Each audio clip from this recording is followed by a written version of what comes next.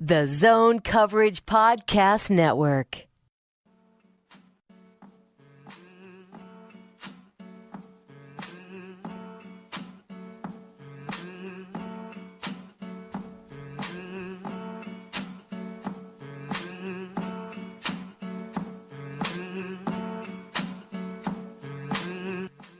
We ready? I think we're rolling. It's rolling. Can we talk about the Wolves more? I don't have beer yet, so I don't. That's your fault. Yeah, I thought you were going to a liquor store. He tried.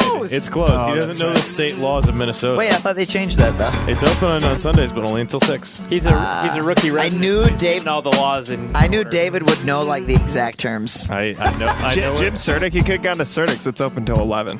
Why are you telling me this now? Just kidding. Jim Surtick. Remember Jim Surtick opened Surtick's early? No. Yeah, he just They passed the law, but Yeah. they're like it's not in effect until like 3 months from now. And Surtick's was like, "Fuck it, like we're going with it now." And they did, and they like sold a bunch. But then like the state was like, "Yeah, that's illegal as fuck." So they suspended them for like 6 months or something. It was crazy. Is this the cold open of the pod, or do we want a real open of the pod? It's the cold open. Let's roll. Welcome to the Minnesota Soccer Podcast. We have a special guest in studio today who knows a lot about Tom's soccer. Around. I don't know what you're talking about. Tim Faklis of Wolves Wired, my co-host of Wolves Wired. Welcome to the Minnesota Soccer Podcast. It's an honor. It's truly an honor. I've been meaning to come on for weeks, or rather, I've been sitting on my couch really comfortable. Like, oh, they did the soccer pod. That sounds like a fun idea. I should do that sometime. But I'm really comfortable right now. But I'm already here. So we also let's do it. have the usual crew: Tom Schreier on the controls, Nick Hallett looking a little crabby. Yeah, At least you got Tough luck, Nick. now. yeah. It's been a rough weekend. I'm dejected. And Nick is so dejected because he definitely watched Minnesota United's crushing 3-1 loss to the Seattle Sounders today, as did we all. Yes, indeed. It wasn't good. Here's what I'll say. I watched it, and this is the Twins game kind of overlapped it a little bit. A close Twins game that they lost.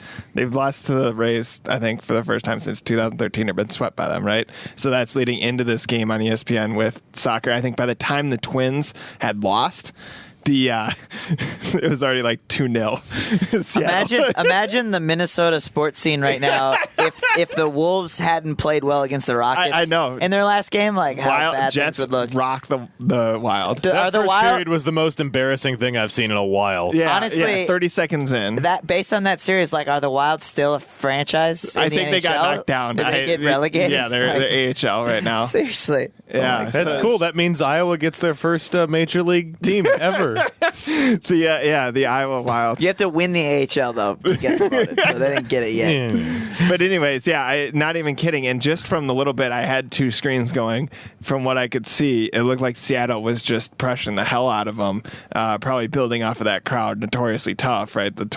Same place as the 12th man, at least, Century League field. Yeah, so it just looked like they came out and rocked them, and even the announcers were a little surprised that the game didn't get out of hand where it was unwinnable for United. They kept it at 2-0, I guess, to their credit, Because it looked so much like games in the past. They gave up 2 quick goals within 2 minutes of each other. One of them pretty hard to defend, didn't close the guy down outside the box. Great strike, top corner. Yeah, not much you can do about that.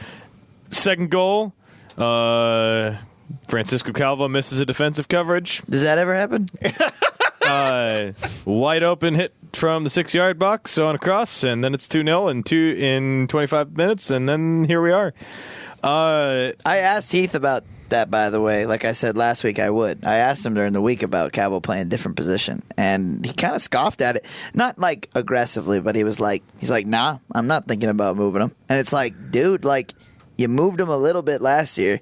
He plays out there on the outside defensive positions for his national team from time to time, and frankly, he's made quite a bit of mistakes in the central position. So it was kind of interesting that he was like. And, it's one of those things where, like, a coach they get so many questions, they don't necessarily really take them all on, like, how they should. So it definitely could have been a situation where he's just like, different position, this week. Like, in his head, he was like, this week, definitely not. Or he didn't want to show up his guy. In some way, yeah. Yeah. So that's what he said. but I don't know. So the thing that I will dap myself for as we go through the replay of the game, guess who scored Minnesota United's 1 goal? I thought of you, actually. So I already mentally... received a tweet from a listener that said, you called it, Christian Ramirez scored the 1 goal, because that was my prediction last week, is that Christian would score his first goal of the season today, and he did. Yep, and I endorsed it, and I think we both kind of agreed, like, maybe a brace was on par. I hoped. But he didn't start, and so if he'd have started, then maybe that would have happened. Yep. But he didn't, and honestly, that's what's especially disappointing, because United played much better once he was on the field. And it was really, and I found that, I mean, I'd be interested to hear you guys' thoughts. Tim, feel free to jump in on that one too. But that really didn't make a lot of sense. Like, they looked like Darwin comes into the team, the offense creates tons of chances. Ramirez has his best game of the season all last week. And then you start Abu. And then, like, again, kind of like with the Mark Birch decision from Heath last week, you have to make a change, and once you do, it's so clear that you made an early mistake with your starting lineup. Because once Ramirez came into the game, United looked much, much better, and people on Twitter were saying the same. So if we're talking lineup decisions, Ramirez wasn't even the halftime sub. Heath made a halftime sub for the second straight game, which was an interesting one because it was Ethan Finlay getting yanked for Sam Nicholson. And honestly, this is something that I've kind of been trying to warn people about coming in. Finlay hasn't been good. I haven't been saying it that clearly yet, but I've been pointing it out that, like, and I have definitely been pointing it out in the player ratings, which I do after every game. Finlay is not been consistent, and really his top notch hasn't always been that good, but it's just been like flash in a pan from him at times. He's made some spectacular plays here and there, but he has not been consistent. And that, frankly, if United's going to try to be a playoff team, is unacceptable, because he's a guy that you would be heavily relying on if you were ever going to make postseason this season. Yep. Let me go back. Go ahead, Tim. I want to go back to the offense. So Darwin comes in, and I would imagine, and correct me if I'm wrong, there's going to be sort of an insistence from Heath and from the team to try to get him going, right? And admittedly, I haven't watched a ton of United soccer, so you guys are going to have to fill in some gaps for me. Last year, Ramirez was more or less the feature striker last year. I know Downlotti got hurt, so that was part of it as well. Yeah. But how frustrating is it overall, or was it, I'll rephrase. In this last game where you guys were talking about, was this a unique circumstance where Downlotti came in and you guys were like, oh, why is he in? Or has that been a recurring theme? And if so, what does that say about him? Or is that too early? Say about Downlotti? Right. That you're already frustrated and would prefer 2 other strikers on the roster over the first overall pick from a year ago. Yeah, it's not necessarily a frustration with Downlotti at all. You ask if it's a theme. It's been a theme more so this season, where Heath clearly seems to want to rotate Ramirez and Downlotti, because Heath's system is one striker, so he doesn't. Right. He can only play one of them.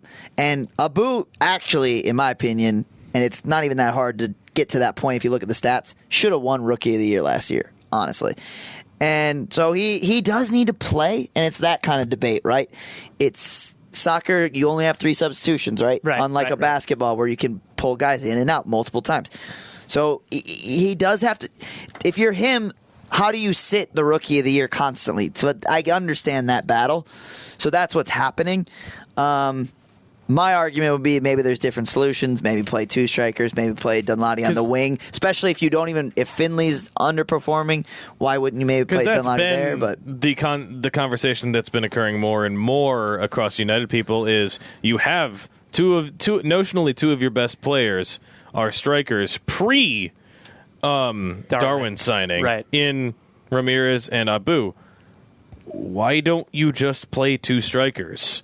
And even with Darwin has spent a lot of his time playing in attacking midfield rather than playing as a featured striker. So you can play the 3 of them together. And in theory, that seems like it would be a really good idea, and Heath will not do it. Well, it's kind of funny. Yeah, no, Heath, his entire tenure almost exclusively will not play 2 strikers. He just clearly seems to be very stubborn not to. But what's funny is like one of the reasons like people won't play two strikers is because they want more guys in the midfield. Therefore, you're more defensively sound. Sure. But this team is completely not defensively sound every day of the week. So it's kind of funny because if any team should maybe just kind of throw caution to the wind when it comes to defense, it's this team. Because if you're Minnesota United and you're going to win a soccer game, it's going to be because you outscore the other team, not because you locked them up defensively. And it's right? one of those things where I think yeah. there's a case to be made for just put your 11 best players on the field. So with that in mind, however you can. If Heath is as like strict to his formations as he is, and as you said, Abu and Ramirez are two of your best players. Does that make the Darwin signing a bad one in that they had the funds to go and get somebody that could have improved, say, the defense, which you guys just said is really poor? I mean, tell me if I'm crazy. No, it's a good thought. It's a good thought. Darwin doesn't play striker, so he's not a bad signing for those reasons. Okay. Defense, but also defense isn't, for whatever reason, isn't as easily solved with one player, right? Darwin can do everything on his own, like he did in his debut game, and score a goal. Right. It takes a unit to defend. Of course, you can bring in better defenders and then therefore improve the defense, but it's not much that harder. Simple. Right. Yeah. That makes total sense. Okay. So what about this, too? You thought maybe, or I feel like on the last podcast we said Christopher Ramirez not up to snuff, or maybe this was a little bit earlier. And then all of a sudden, previous podcast, you've been saying he's been off. Yeah. And then in the last podcast, we said Quintero may unlock him. Is this a case of that happening today? That was like shades of what it looked like against Portland, because that was Darwin's first game, and that was Ramirez's best game of the season. So it's like, funny that those things would go along. And together. they brought this up in the broadcast. ESPN did. Yeah. And so, no, that's exactly what it was. That's what it looked like. So that's why, again, it's puzzling that you'd go away from that in the next game and not play Ramirez. Because, you just got the best out of him thus far. And, Darwin's a guy who he also, like we pointed out in droves on the last podcast, Darwin showed that he can provide service really well, which we didn't necessarily know, and that would benefit Ramirez the most. Because the one goal today was Darwin taking a ball down in the box, hitting a high cross, and Ramirez gets to head it in, open header, using his size. That's what he provides, is that connection, is getting things for Ramirez to put in the back of the net, because Ramirez is good at putting stuff in the back of the net. That's his job. Yeah, and Darwin is clearly already the best player at setting up those chances. So they need to play together. So, and the context that you might be missing, Tim, is Kevin Molino being out for the year really necessitated them signing someone to do that job. Also true. Which it's like Darwin is a significantly better version of Kevin Molino. Yes. I think that is very fair to say, no offense to Kevin Molino. What is your guys' it sounds like you guys are really high on Darwin after seeing him. He's awesome. So, is it what you expected, more than what you expected, or less than what you expected? It's weird because in a lot of ways, because he's the first ever designated player Minnesota's ever had. Right. And if you look across the league, this is kind of what you get. Yeah. It's what you're supposed to get. But I would still say, so in some ways it's kind of what you expected, but in some ways he's already been so good. He's playing in a league he's never played, and he's playing on a team he's never played with. And to have the instant impact he's having already in both these games, you have to mark him as higher than expected because it's impressive. And that's the thing that transfers across sports is fitting into a new team and scheme and personnel, and maybe fitting in with players who don't speak your primary language, as somebody who's played in Mexico for the past 9 years. That's huge. For him to have come in day one and been immediately a huge improvement, immediately fitting in with his teammates, finding key passes, finding guys where they're supposed to be. That transition doesn't work that fast in any sport. Sure. So for him to have come in and fit in as naturally as he's looked has been incredible to see. Absolutely. Interesting. I have another question that's totally unrelated to Darwin. We started talking at the beginning of the pod about Calvo screwing up a defensive... It was a defensive breakdown, essentially, and he was at the center of it. But when we talked about acquiring a singular player, you said that acquiring a singular player essentially doesn't help the conglomerate defensively, right? Or it would, overall, but it's so hard to. It's hard, right? It's harder to quantify, yes. Right? How much of the defensive issues Minnesota United has had are attributed to Calvo recently? A lot. Recently a lot. Okay. Recently a lot. Because I know over like a I wish people slate could see of games. Nick's face. He's like, it's a lot. And It's like It's like they've conceded 6 goals in the last 2 games, and he's at the heart of at least half of them. the difficult thing with Calvo, which we talked about last week, is he's the captain. Yeah, also true. well, that's not good. Right. So that Right. immediately makes him really hard for a lot of out of the game reasons to just outright cut from the team. Sure. Because it's like you have Brent Kallman sitting on the bench, who is a veteran player who can play center back, who can do just fine, who maybe will not make the mistakes that Calvo is making while offering less upside in some areas. Which is why Nick's question to Heath earlier this week about why not shift Calvo out to the left, where he plays for his national team, Right. and play Kallman and Michael Boxall, who currently starts next to Who gets Calvo. booted in that scenario from the lineup? That would be Carter Manley. Wait, what's the to play Calvo out wide at left back? Calvo would likely play left back, so it would be T-Ison. Who could just play on the left, right? Because T-Ison can play both sides, can't he? T-Ison can play both sides really well. So then T-Ison could potentially stay in the lineup, and Manley would still get pushed out. Yeah. Yeah. Which that's like Manley is one I of suppose your that- rookies. And So- and if Ramirez is healthy, that's kind of then you have like 3 right backs potentially. Yeah. But I don't know. I think it makes sense, but I don't see it happening.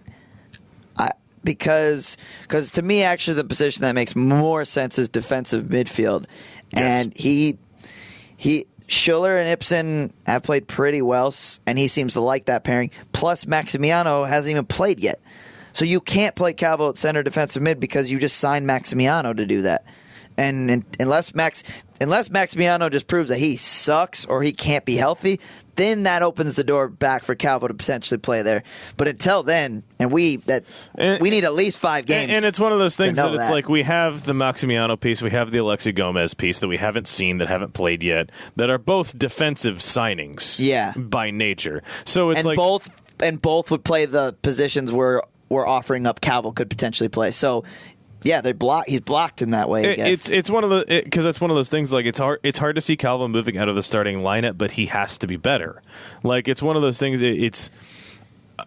I'm not sure it's a matter of skill for Calvo. It feels like it's a mental thing for him, that it's just like his brain not necessarily like shuts off, but it's just like he doesn't make the right decisions at the right times. It reminds me of the discussion. Since Tim's here, I'm making the basketball analogies. No, I was gonna make a basketball analogy. I'm beating you to it because this is my point. Oh man, I hope we're about to make the same one. I make basketball analogies all the time because I know these guys know that super well.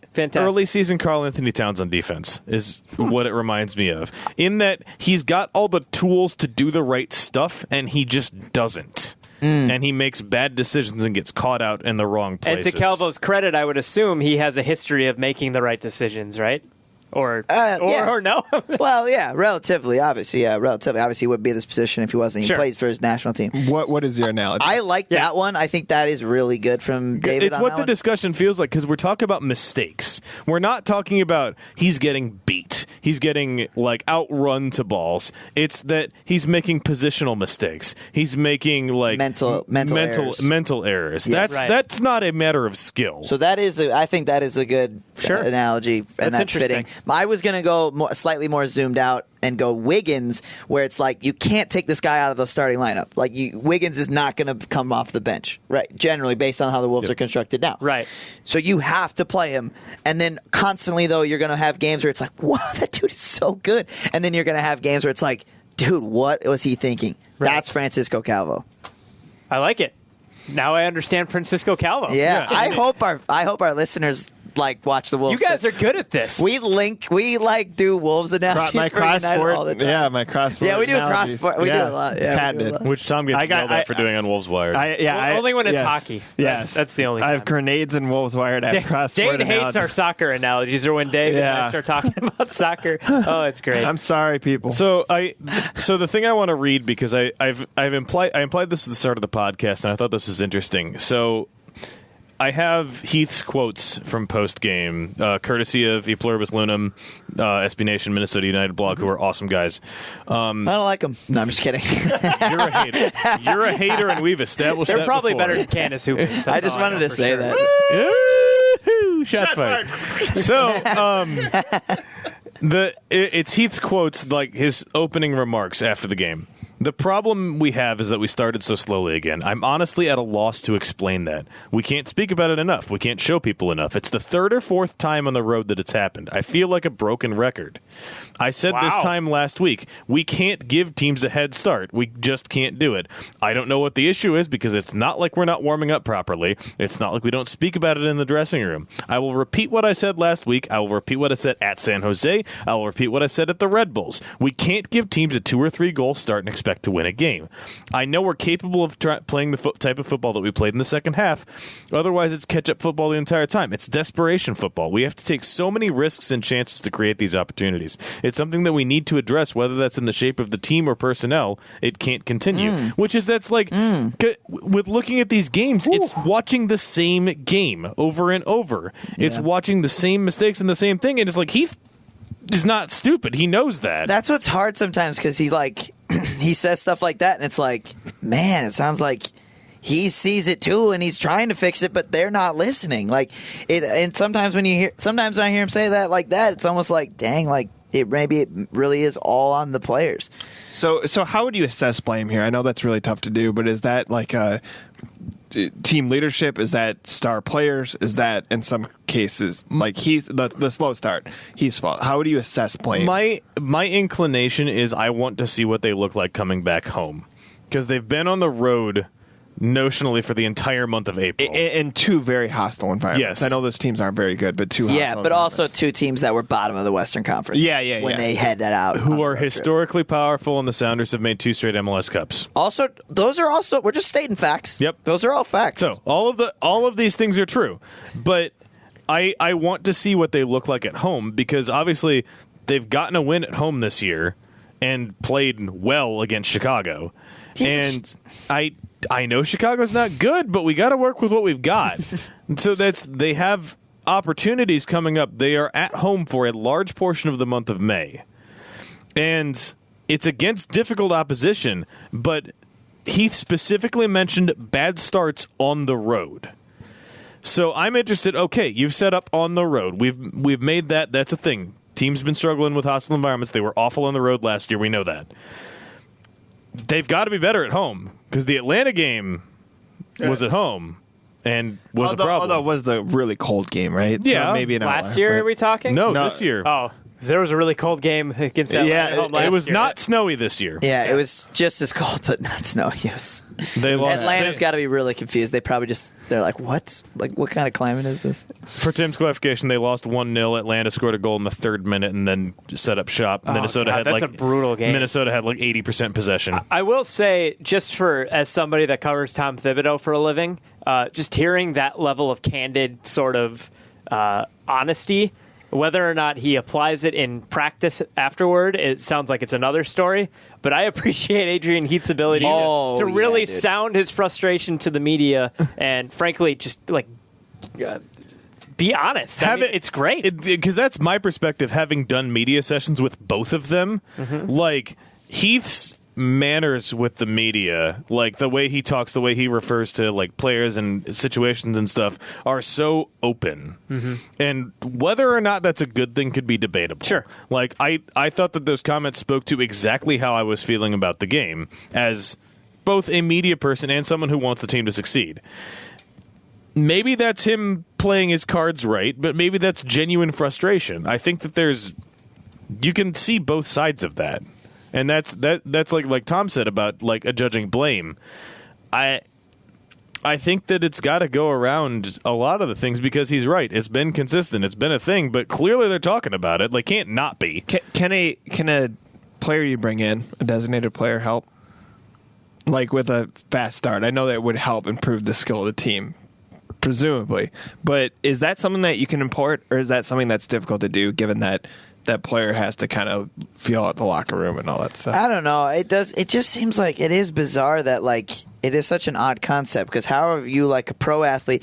One of the things that's pro athletes have like so much motivation, but like when you think of guys like on the NBA, let's go to the NBA. Why wouldn't we? And you think of guys who like are on a 5-year. Wiggins now, right? If Wiggins isn't motivated for a regular season game against the Pacers, it's actually like not that hard to be like, oh well, his contract's guaranteed, and like it's the Pacers, and he'll probably play good the next game. So if he's not motivated in that game, you're not like that shocked. But these guys, all these guys on the Minnesota United roster are on small, short-term contracts. So for them not to be absolutely jacked up because they should feel like they're on the chopping block constantly is bizarre. And I mean, NBA players play 82 games. It's more or less once a week for soccer. So you're preparing for one team for a week, more or less, most of the time. Yes. If I'm not mistaken. Yes. That has to play into it a little bit too. Soccer is much more exhaustive on the body. It is. Oh, absolutely. I'm not disputing that. I'm just suggesting that throughout an entire week's time, you're focusing in on one team. I feel like you should be able to motivate yourself for just that game. Fatigue's obviously a huge part of it. Yeah, but like I said, like the contract situations of these guys, like they are all scratching and clawing. They're not like there's not even only Darwin makes more than $1 million, for example. Like, you know what I mean? Like only Darwin makes more than $1 million a year. How much more is he making than say the second most highly paid guy? He's probably doubly, like making double. Wow. And this is the interesting part is we don't know for sure because MLS doesn't release exact dollar amounts on contracts. Really? No, it does. It does it? Do we have Darwin's exact contract yet? We don't have this year's yet. Okay. So the MLS, that's one of the cool things about MLS. Actually, they released all player salary data. So we could the information I've just been talking about right now is I'm going off last year's. Sure. So the second, like the highest paid person on the Loons last year was making about $500K. And Darwin's making a little over $1 million. We've heard. Wow. So those guys so then the next guy like was making like $400K, and the next guy was making like $300, and it just drops off pretty quickly, and pretty much like the eight best players make about $200K and above, and then everyone else is pretty much $100K and below. Wow. It's a different like. So like if you're a dude and you're making $100K and you're on a 2-year deal, like you got to perform freaking every game, man. So like that's why like the slow start thing like doesn't make any sense. And that's the thing is we touched a little bit on fatigue, like you guys talked about it. These are not fatigue goals they're giving up because it's coming like between minutes 20 and 30 is where problems are. That you're not tired then, and they've played their best football of the year in the second half in every game. Although every second half has been the best part of their game. Although the last goal of the Seattle game, this most recent one, was fatigue. Was garbage time. Okay. It was garbage time. They were pushing up with 10 people because they needed a tying goal. And that was more of the mistake got a breakaway. Yeah. That was one of those, like, I didn't even acknowledge that goal happened when I was tweeting about the end of the game because it's such like a Minnesota was trying to tie the game. It's like an empty net goal. It's an empty net goal, essentially. Hockey like crossword reference, yeah. Nice. Well, that's how I thought of it, though, right? It's like it didn't affect the result at all. Like, going back to a point on the broadcast, and we were talking about how they prepare for one team all week. They pointed out that the only road wins Minnesota's gotten so far in their franchise history have been against the Eastern Conference. Is that something to read into? Like the fact that the Western Conference teams know, like, they're going to get Minnesota.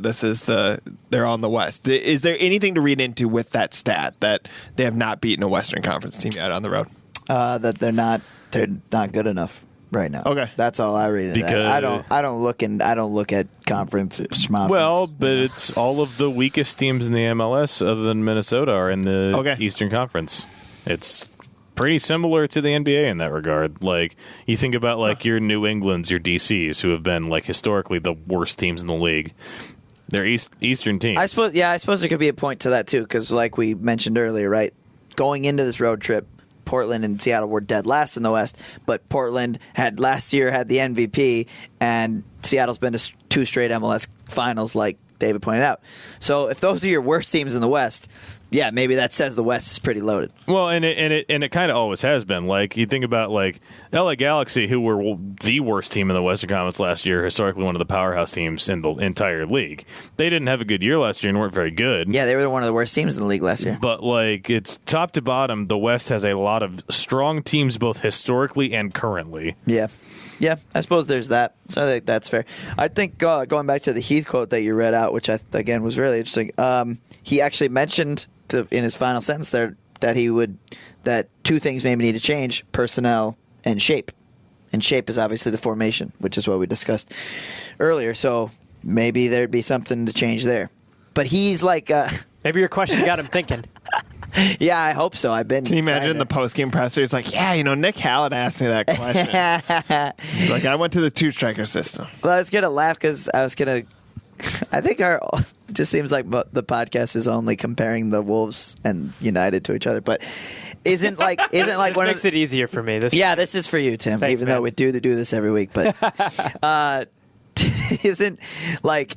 Heath is kind of like Thibodeau in the sense, though, like, isn't Thibodeau known for just, like, sticking to his... stubbornness. To his system. And, like, Thibodeau Does that sound familiar, Tim? Stubbornness? Do your job. Well, I made it... And Heath, that's how Heath is his system, so it's really, really interesting if he went away from it, because allegedly, and from what we've seen thus far, does he love his system? If we want to go full cross sport, I made a comment a while ago that just... If you put Tom Thibodeau, Bruce Boudreau, Adrian Heath, Cheryl Reeve, and not Paul Molitor. I was told Molitor didn't have the personality that would fit. Zimmer. You put those 5 people in the same room and just like see what their perspectives on like general sport type questions are. I feel like there are a lot of similar like personality types in terms of stuff is going to get done the way I want it to get done.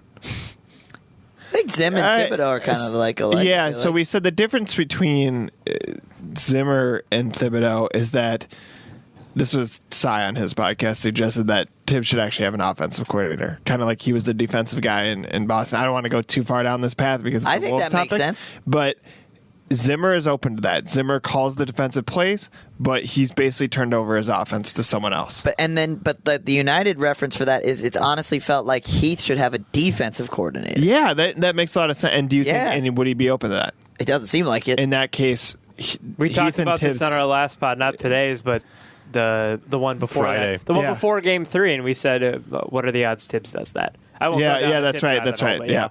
but But no, I've often felt like Adrian Heath should have a defensive coordinator. Is that a common thing in the MLS, or not an uncommon thing? Rather, it's like are there coaching staffs with I wish defensive specialist roles, so to speak? And I'm just thinking about like I'm taking that question to like soccer, sure, as a internationally, whole. sure, and like. I just wish I knew the inner workings of a head coach assistant coach relationship and how that works in soccer. And it's not a lot of, I don't know that there's a lot of data out there on that.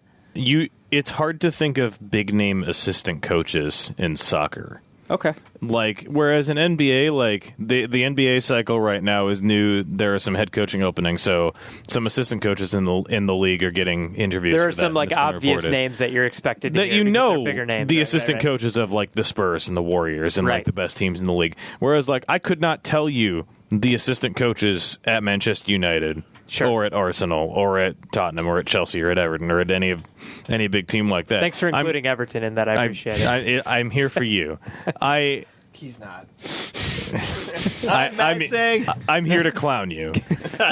Go play your game. What you game don't are you playing? Fortnite, sir. Oh my God. No, you're playing Clash of Clans. I was playing Clash of Clans. Sorry. I had this really good kid on my soccer team. He's like one of my best players, and we're a really good team. And he's been like a little jerk the last 3 weeks, and he just like not trying and like giving up, and it's been really weird. And I talked to his dad today, and I was like, "Dude, I've been meaning to talk to you. Like, your kid has been like, he's not been like showing up to practice and not been doing well." And he's like. He like thought about it for a sec. He's like, "Oh, thanks for telling me." He's like, "I think it might be because of Fortnite." It probably is. It probably is.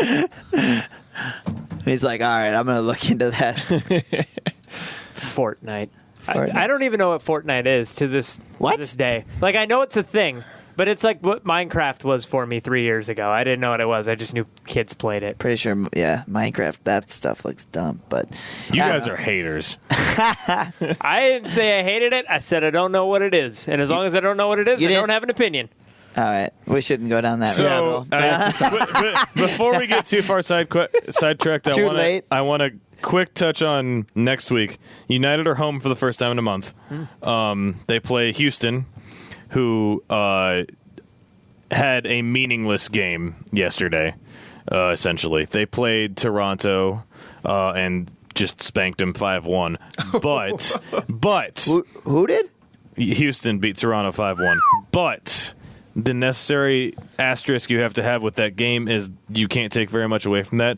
Toronto played none of their starters. They are currently between the two legs of the CONCACAF Champions League final, which were played last Wednesday and this Wednesday. So they played nobody that mattered in that game. They're currently last in the Eastern Conference because they are not doing anything with MLS to start the year because of they're focusing on the Champions League because no MLS team has ever won the CONCACAF Champions League. That seems like such a flaw, like in general with like MLS. So you just have a team that's just checked out. It happens in the European leagues too. Okay. It's kind of a flaw in soccer. But it's a flaw, but it's also one of the things that's interesting strategically when you watch how teams set up. Because like you have a team like, for example, who's still in the none of the English teams still in Champions League. Liverpool. But you'll have like a team like Liverpool who are like comfortably in top 3 or 4 in the table in England. So they've got their Champions League qualification for next season locked up. But they're playing in the top 4 of the Champions League. So maybe the week before that Champions League match, they're playing like we can look this up right now. West Brom or somebody. So what? So they play like maybe like 3 of their most important players and play a bunch of youth team guys because that's what it is. And so you have to like that is what plan happened. ahead of the time. It's why like Adrian Heath They play Stoke. they don't really have to play anybody. They could rest like everybody and it wouldn't matter. And it's one of the things like Adrian Heath talked a lot about this, like the depth of squad and how important that is for Minnesota United. It's why he's brought in the signings at different levels of the squad at different skill levels. And it matters. Like, Minnesota United probably aren't going to be in the CONCACAF Champions League anymore. Everybody has to deal with the U.S. Open Cup when that starts. And you've got to have the depth of squad to be able to not necessarily play your best players every week, but be able to rotate people and have people you trust in there. And that's part of the global game like that. So Toronto, they're not going to have a second team that's going to be able to compete against a Houston team that's started the year pretty well. Like, they are 8 points. They're 7th in the West. So yeah, Houston's more important, obviously, for United right now. But does that hurt your fan base when something like this happens, or are like Toronto's fans more passionate, even though they don't really think they'll win the MLS games because they're in this? I promise you, Toronto's fans do not care one bit about the MLS right now. They're all looking at Guadalajara on Wednesday. Does it hurt attendance? Do we know? Probably for that Sunday game, or probably for that Saturday game in Toronto. If it was even in Toronto, it might have been Houston. Like, if it was in Houston, nobody cares. What's the other cup that you referred to? The U.S. Open Cup. How? This serious question. Like, how big of a deal is the U.S. Open Cup to just teams in the United States versus, say, this is the only other example I know, so you can give me a better one, but the FA Cup. It is the FA Cup. Right, but how important is it to teams in the United States versus how important it is to people in England? I think it's more important, as it is in England, to teams in the lower leagues. Sure. Because even more so in the United States, it's the only opportunity for teams in the USL and the NASL and whatever's below that to get up and play an MLS team, to get up and have that opportunity, maybe get one over on an MLS team. Like, right. I think Minnesota United lost to a USL team last year in the U.S. Open Cup. I could be remembering that wrong, but it's not uncommon because MLS teams, I think MLS teams prioritize it even less than some Premier League teams do. Huh. But it usually shakes. It usually ends up. Usually shakes out the same way the FA Cup shakes out, where like the top teams don't really prioritize it that much, but they always end up there anyway. Well, and because you look at the FA Cup semifinals, which happened this weekend: Manchester United, Tottenham, Chelsea, Arsenal. Yep. You've got like the top Southampton. Oh, Southampton. Southampton was playing Chelsea. That's what it was. Yep. And then Chelsea and Man U. So you've both got advanced. four of the top 7 in the table. There always seems Yeah. to be one team in the FA Cup between like 8 and 15 that sneaks in there, but then they get beat by. Well, one and of every the now top and then end you'll teams. have a team from like League 1 or League 2, like Brentford got to the like top 8, I think, of the FA Cup a few years back. Like, and it's I don't think the U.S. Open Cup is as acknowledged as it should be in the United States for how cool of a thing it is. Like, I think it's awesome. I think it's cool to see like you're like I'll as a person who had my local team in St. Louis as a USL team, St. Louis FC, and when they got to play an MLS team in U.S. Open Cup, that was awesome. They played really well. They lost, but like they were in the game, and that's like their one opportunity all year to play a bigger name team than like Chattanooga or like the USL teams, which are in hilariously smaller towns. Keep listing them, actually. That would be Cincinnati, Pittsburgh. When I think soccer, I think Chattanooga. No, the only reason why this matters is places like Cincinnati or even St. Louis probably should be an MLS market, especially if they're trying to get into that 30-32 team. Right? Yeah. Which Cincinnati's likely the next one. Yeah. There's been some news about that this week. Yeah. But like we were saying about the English version of the FA Cup, it shapes out the same.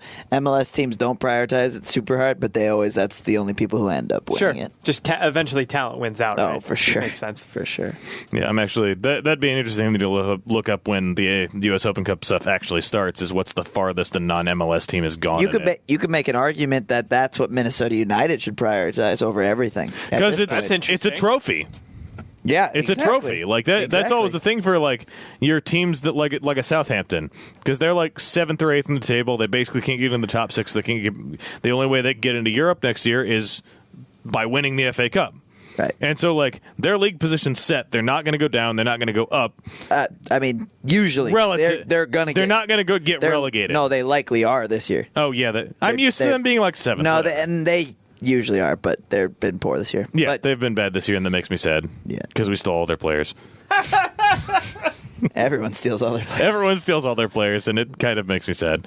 But so that's But by the time the U.S. Open Cup would start, you would argue Adrian Heath would have a really good hold on what he has now. Right. But they still clearly aren't going to be organized enough, it would appear, to even look at the postseason. So I think it would be an interesting narrative. I think if that's a they good idea. prioritize that, yeah. I mean, I've been trying to tell Adrian this stuff. We've talked about it. I'm trying to One tell day him. he's He gonna listens start to the listening pod. you. He listens to the pod, right? This is the way he gets. He just, he prefers it in podcast form. Instead of asking at the next press scrum for Heath, I won't ask any questions about the team. I'll just be like, "Did you listen to the podcast?" so for your reference, the last time a team that wasn't in the MLS made the final of the U.S. Open Cup was 10 years ago. Yeah. Charleston Battery made the U.S. Open Cup final and lost to DC United. Yeah. And this was a non-MLS team, you said? Yep, in 2008. Gotcha. And then the last few have been Sporting Kansas City, New York Red Bulls was the last final in 2017, and it's typically ends up being MLS teams, but it's the entire United States pyramid, which obviously doesn't go down to 9, 10, 11 tiers like the pyramid in England does, but it's still got the opportunities. And then FC Cincinnati got to the semifinals this past year. Yeah. As a USL team, and Miami FC from the NASL was in the quarterfinals, so it happens. Right. These teams make runs every year, and it's a cool competition that should be True. acknowledged. True, and I think, but everything you just pointed out is also adds water to the debate that United should prioritize it, because those that's right where they're at in terms of teams they should be able to hang with. And it would be such a good look. It would make the season salvageable, right? Yeah. It would make the season. I remember, I'm going to go down an Everton rabbit hole for just a second. Yay. 2 years ago, they were 12th or something.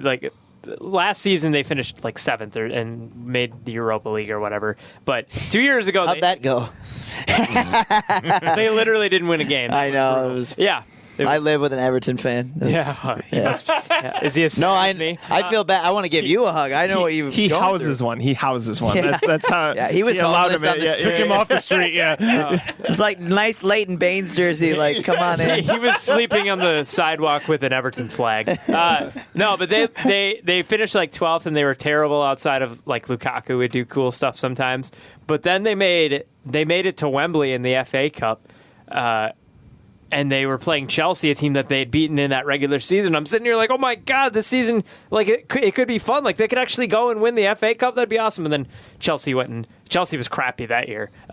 Went and smacked them and ended up losing in the FA Cup final. But like, if Minnesota United could do that for them, likely, as you said, missing the playoffs, if they could go and at the very least compete for this cup and get the fans excited, that like there's a ton of value in that. Yeah, Tim is on it. I think that's a great.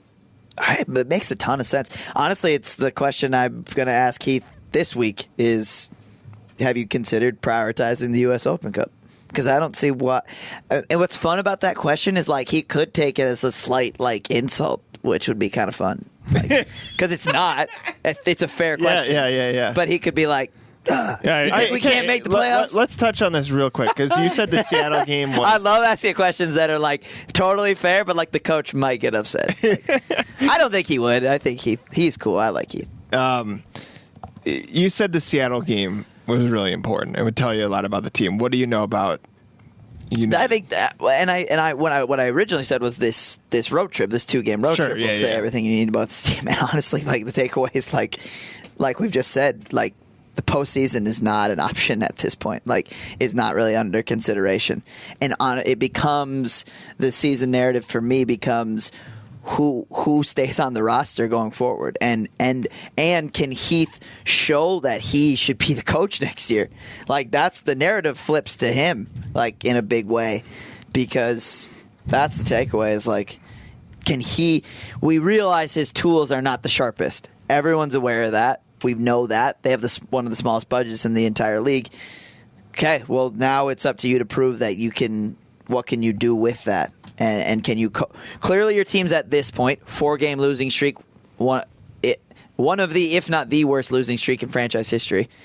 How much can you coach your way out of this? Yeah, that was the point that I wanted to make. Is this 4-game losing streak has featured some games that we've talked about as okay losses because they've looked like the better team for chunks of them. But now it's 4 straight losses, and that's starting to be a problem. The point that I made on Twitter today, we've talked about Portland and Seattle's positioning.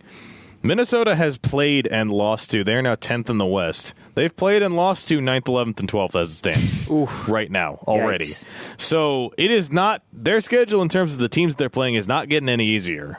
Hey. Even if it's coming home, like it's not going to get any easier from here. You guys want a Wolves reference? Yeah. Maybe they're gonna pull Wolves and they like suck against like the lottery teams, but they like play good against like the playoff teams in the East or whatever. We saw that last year when they beat Atlanta in Atlanta. That's what I mean. Like, it'll come down to one game to get into the playoffs. Oh God, the United fans are going to be sad this year if that's the case. No matter what, even if they make the playoffs, they're still going to hate their team. Yeah, I don't. I hope for better things. I don't think it'll be against Colorado Rapids, but that would be really ironic if it was.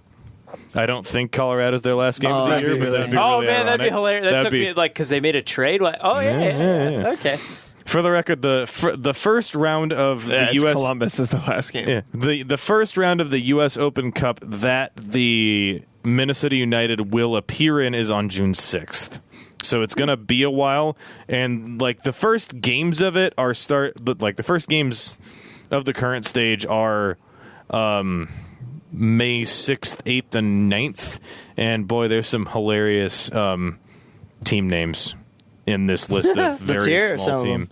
But if you'd like a local alternative to talk about, we don't talk a lot about the lower tier soccer teams that are in Minnesota, which there are a lot of. Minneapolis City SC is one. You know anyone who's played for them? The one. Do I? Yes. Okay, cool. It's Tom. What a twist! The one that I saw in a quick glance at this list is Duluth FC.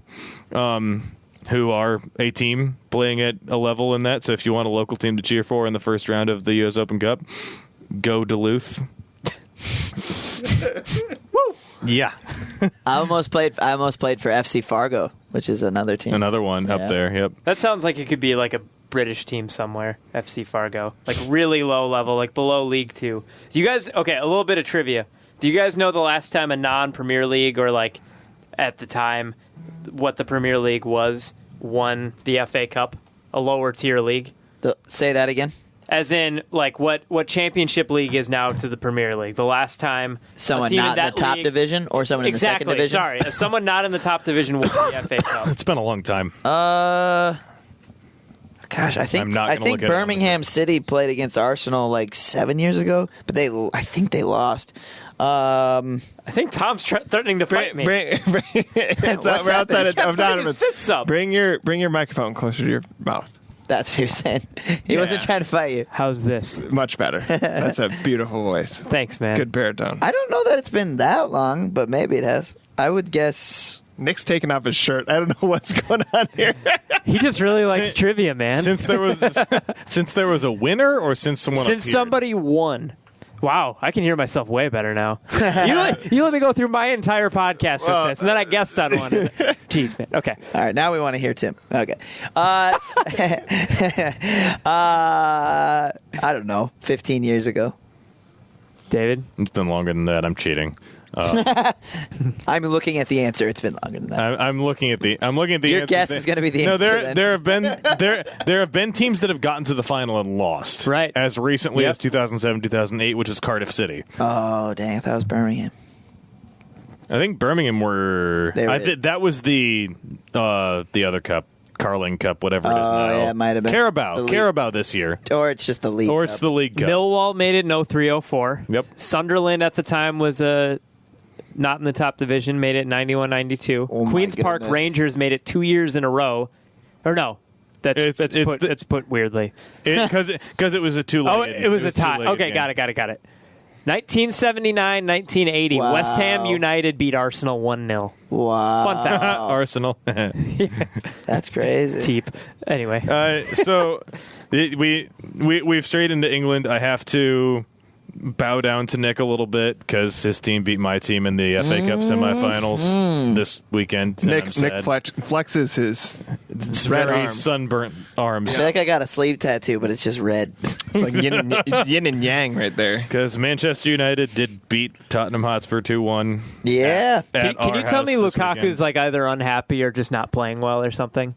Honestly, dude, I know why you're asking me to say that, but like honestly, like it's been everything and more like that you could have hoped for. Tell me. Well, I think like the part that I didn't anticipate from him joining is that he is like such a team guy. Like he is rah for everyone. Like so many guys like in soccer, like their teammates score and they're like kind of celebrate. Like Lukaku like celebrates with everyone. He's so pumped every time the team scores. He tries hard on defense as a striker. Like he's like. I didn't realize he was such a glue guy. See, when he, at least his last year with Everton, he was less rah-rah and more like, what the hell are you doing? It was a lot of that, which, like, I kind of get, like, he wanted to leave, but also the team didn't totally suck last year. So it was a little bizarre, but he's happy in his new surroundings, so I'm glad that he's at least figured that aspect of it out. Yeah, when you're as good as he is, even if your team's pretty good, that's still like, dude, I know I should be somewhere else. Right. And like so many of those teams were interested, even, you know what I mean? Like totally. Bayern Munich was, Madrid wasn't like not interested, you know what I mean? It's like, yeah, man. No, he's been great, and it's so funny too because he's been like, his performance has been coupled with like, the Morata situation and the Lacazette situation at Arsenal, and he's like so wildly outperformed both of them. Yeah. Like it's been, he's awesome. Like he is honestly like a cornerstone of the team already. Like he'll be built around. That's going great. Forward. Yeah. So, Tim, since we have you here, your club. Now, we don't have to talk about No, we're talking about it. Your club, Everton, play tomorrow on Monday Night Football in the UK against Newcastle United. Yep. Do you have a prediction for the game? Well, where's Newcastle in the standings right now? They're pretty low, if I'm not mistaken. They are current. They are thinking of the people who tuned in for Minnesota United. actually, Like, here. It's 9-10. I want an Everton It's Newcastle 9-10. prediction. It's 9-10. Which means, what the okay, people want. this is what I think. I think World Soccer section. had Newcastle been lower in the standings, Everton has been really, really good about playing like just trash against teams that they should beat. But they're also really good about losing to like the top tier, top flight teams. It's that middle chunk that they usually come out to perform against. I don't know if it's because they think, hey, we can beat this team, but they're also pretty close to us in the standings. But I think they're going to win. All right, 2-1. He said 2-1. super confidently. 2-1. Hey, Get it down. super. Yeah. And with I have no confidence with a in my win. team. My favorite was just the octave in your voice. with like, I think they're going to win. with a win, Tim's boys can jump up to 8th in the table, which I think is the highest they can get to. Hey, There that's you go. one worse than last year, which is amazing because last year felt way more fun than this year. Ugh. Whereas with a loss, they would slip to 10th. Sounds about right. Yep. I mean, like this. I mean, with Southampton getting relegated, like when that kind of thing happens, that's got to shift your expectations Exactly. and really make you appreciate, like, especially. And again, I wouldn't really know this as much if I didn't live with an Everton fan. I mean, you guys were awful to start the Horrible. season. Awful. And there was a really good honeymoon period when Big Sam got hired. Right. They won some games that they weren't supposed to win. And I think they drew with one. and drew like, quite a bit. Premier Like, League just team. kept not losing. Yeah, exactly. And then it kind of fell off for a little bit. But that honeymoon period saved them from what could have been disaster because it was really, really bad for a while. So, Nick, I'll ask you one World Soccer prediction as well. Current bottom 3 of the Premier League table are Southampton, Stoke City, and West Brom, who are... Those are some like mainstays for a while, right? Yes. That's crazy. Say it in the other order. You said it. So Say it in the other order. West Brom is on 25 Yep. points with 3 games to play. Yep. Stoke is on 29 with 3 games to play. Yep. Southampton is also on 29 but with 4 games to play. Yep. And the only club that I think that any of them can catch is Swansea, who are on 33 with 4 games to play. Mm-hmm. Do you think the current bottom 3 will go down as ordered? I do. I was just thinking about this after last week's results and looking at the table, and like those teams are in really bad spots. West Brom, they don't even need to be in discussion. They're done. They're done. They're gone. Yep. They're gone. Then you have Southampton and remind me. Stoke.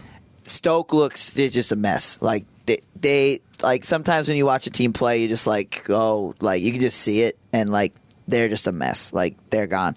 And I think Southampton, like honestly, they are like buckling under the pressure of like the fact that like, wow, we're like a big club and we shouldn't be in this position, and they look scared. They look so afraid. So I think all 3 are going to go down, and Swansea is one of the hottest teams this second half. So, I mean, super relative, but they've been much improved, so I kind of see them holding serve enough The to interesting stay. thing is Southampton have somewhat of an easier fixture, at least coming up next. Southampton have Bournemouth for their next game. And I think Swansea have Chelsea. Swansea have Chelsea, that's right. Yeah. So that's Chelsea, who are still Bye. in contention for top 4, which annoys me, since they're in contention with my club for 4th. It's getting a little nervy with that. It's because my boys were bad this week, and it makes me sad. Chelsea, they could catch them. They could catch Tottenham. They could, but they could also catch your boys. Is it weird? Who are not free yet. Is it weird being in the middle of I'm a feeling chase pretty for good. something different with Chelsea this year versus last year, where you guys were chasing the prize? I think. Oh wait, sorry. Because Chelsea won the Premier League, but Tottenham got close last year, We right? were second last year. And it was close, like right down to the last couple weeks. Or am I wrong? I feel like it came pretty close. They were in reach the year Leicester won. Yeah, that's the year they were really close. I must have my years wrong. Yeah, that's the year. The Tottenham year was Leicester really won close. was the year that they should have won, Got it. and just Got it. absolutely threw it away against Chelsea That's what I'm thinking. Okay. which was Disregard. 2 years ago now, I think. So It is. Yeah. I assume you guys are close to wrapping up, but I have one more question. It's about relegation. Shoot. What is how how does a team like a West Brom or a Stoke that stick around and anywhere between like 7 and 12 for so many years, end up so bad so suddenly? Is it just the big clubs picking up their best players and management not recompensating properly? It's not that they're so bad. If you look at the table, it's the top 6 so far and away from everyone else, and then it's everything just squeezed in, and so it's really pretty marginal, just like a small margin of we're a little bit worse than we should be, and that's going to cost us get relegated this year. That's what it is. Southampton is more interesting question, because it's you guys have been Everton's and West Ham United's, where you've just been in the Prem and you've been in the mid-table for years, made the Europa League and competed in the Europa League, and shown different signs of being able to maintain that. So your drop is pretty odd and questionable. But West Brom falling out, that's the most normal thing I could ever imagine. But Southampton's thing, I alluded to it earlier. They have been so good at player development for so many years. They've had so many players who have gone on to stardom at various Premier League clubs. Mainly Liverpool, but... And in Gareth Bale's case, beyond. Right. Because he started at Southampton. Yep. I did not know that. And they've just... it seems like this year they just ran out of people to develop, and they just couldn't keep it. Virgil van Dijk was the latest one that was... the last thing, and he's gone on to be a really key player for Liverpool moving forward. But what doesn't make any sense about that is all those players, every single one, Adam Lallana, Virgil van Dijk, Alex Oxlade-Chamberlain, Gareth Bale, Theo Walcott. It just keeps going. All those guys have been sold at incredible profits. Callum Chambers to Arsenal, every single one. Luke Shaw to Man U, and Nathaniel Klein to Liverpool. This is a freaking awesome team that they've sold. So on that level, you're you can see why that team's struggling. They lost all that talent. But literally on every single one of those guys, they made unbelievable amounts of cash. So you have to. So how they don't replace them and then just maintain it's so much money that you would easily be able to field a Prem team and then stash a bunch of that cash. The fact that they haven't been able to do that is really weird. The other point that I want to bring up is I feel like the quality of teams coming up from the championship has improved, specifically in the last 3 to 5 years, because we've seen a lot fewer teams just come up and go straight back down. It hasn't been all 3 teams that get promoted, then go straight back down the next year. And it feels like you look at the championship this year, Wolves have clinched promotion already, and they are a team with how they are built, the financial backing they have, and the players they have signed.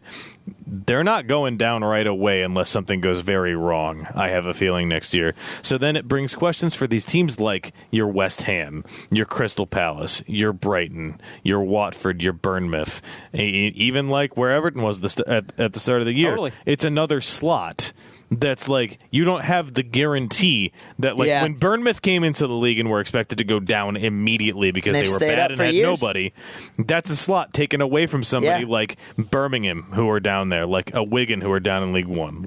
These teams that were mainstays of the early years of the Premier League.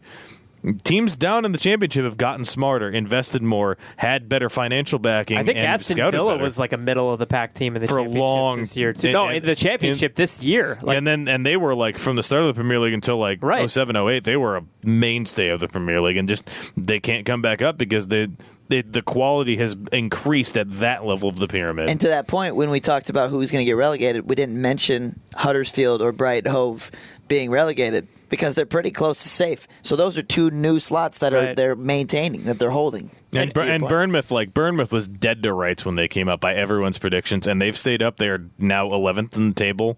And it's been 3 years. Fine. It's been 3 years. Yeah. If you're Southampton, with everything you just said and everything you just said about how didn't they field a better team, I guess you'd hope that with the money that they did get from just that stack of players you just named, that youth development is a huge part of their program. So in theory, they shouldn't be down there for terribly long, because you wouldn't think there must be something building down there. Oh, with all the money that they've made over the years. Yeah, no, you wouldn't think, but you never know. You never know. The championship, weird things happen in the championship. That's one of the trademarks of the division is that weird stuff happens. Wolves doing what they were supposed to do this year is almost weird because the investment they've had and the ties that they have with Jorge Mendes are a very interesting story that we're not going to go down for this podcast. I That'll can't be believe you interesting know next year. this much about Wolves. I'm just impressed. You do a whole podcast. Look at- Come on. Yeah. Look at his I shirt, didn't know man. Wolves Wired meant Wolverhampton Wolves. Wolverhampton. Yes. What other Wolves? We also touch on the Iowa Wolves. Shout out to the Iowa Wolves who were okay this year. Chicago Wolves. It seems like David just Googles the word wolves and whatever shows up he reads. So Like, just all so of it. so just Kanye's tweet because that's probably like the first thing that comes up now when you Google Kanye Wolves. fixed the Wolves. I feel like we could just start asking about actual I've not. Wolves. Yeah, and, that's like, the he thing would is know all the I've seen information. that Kanye tweet in reference to both the Timberwolves and Wolverhampton. Yeah, me too, me Like too. Yes, it comes up yes. for both of them because they're both fixed. Wolves are going back up to the Premier League. Like it was a universal fixing of all of the Wolves. Oh my God. All right, we've come a long journey from Minnesota United playing Seattle, and I'm glad because that game was not fun. Yeah, it's probably for the best. So, Minnesota United are back in Minnesota this weekend and are playing at home in a game against a team that they could probably get a win against if they play better at home, which you get to go see. You have the opportunity. So, and we'll be there. Nick and I will be there to cover the game as we do when it's back in the state. And we will have another podcast for you next weekend, which will have lots of content. As always, check out zonecoverage.com, the rest of the Zone Coverage network of podcasts, including Wolves Wired, which features everybody but Nick that's on this podcast. So Except for that one time. I did on it one Nick's gonna, time. you have to make another appearance, home and home. Yeah, we've got to trade it off. right. So, and I know you've been watching the Timberwolves in the playoffs, so you're an more informed viewer than Tim was for this podcast. But I think Tim did a really good job of what I did. I was told did a good job on the Wolves podcast. Was like I brought a different perspective because I'm not usually on the pod, and I'm asking, and I don't usually watch Wolves, so my Wolves questions are different. And I thought Tim did a good job with that. Yeah, with us. definitely. So thank you, Tim, for sticking around too late, even if you didn't get your run to the liquor store. It was fun. You guys were like non-alcoholic beer for me. It was great. I'm glad we could provide you that emotional high. So, with that said, check out everything on zonecoverage.com on the Zone Coverage Podcast Network. For Tim Faklis, our guest at TIMFAKLIS. Nailed it. Nick Hallett at Prince Hallett on Twitter. Tom Schreier at TSchreier3. I am David Naylor at PropCedar on Twitter. This has been another episode of the Minnesota Soccer Podcast. We'll see you next week. Later.